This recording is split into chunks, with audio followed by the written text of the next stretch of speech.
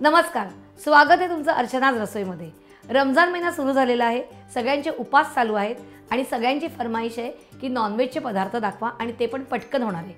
तर आज मी तुम्हाला दाखवते आहे चिकन कीमा पुलाव। त्यासाठी बघत राहा अर्चनाज रसोई।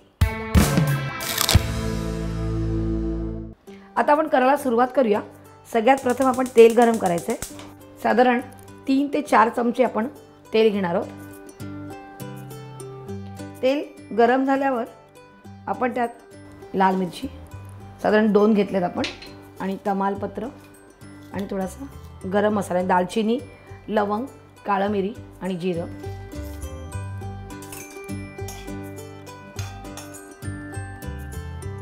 यानंतर आपण एक चिरलेला कांदा घालतोय, थोडीशी कोथिंबीर, चवीपुरते मीठ,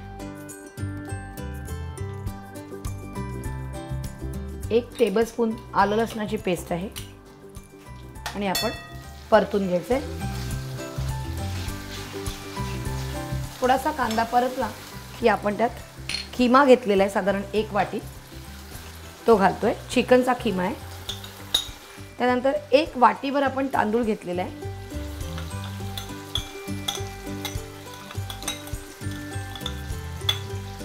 आणि आपण हे सगळं परतून घेणार आहोत।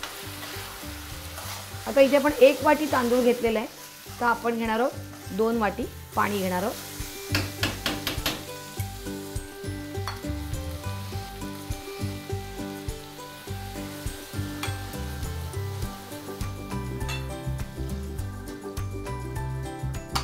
आणि व्यवस्थित मिक्स करून घ्यायचे।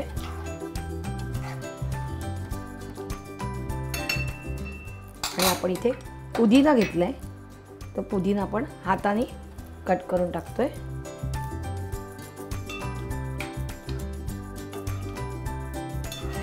आणि आता मोठ्या गॅसवरती आपण ह्याला उकळी येऊन द्यायचे आणि पूर्णपणे पाणी आटलं की मग त्याला झाकण देऊन आपण वाफेवर शिजवायचे। तर 10 मिनिटं वाट बघूया।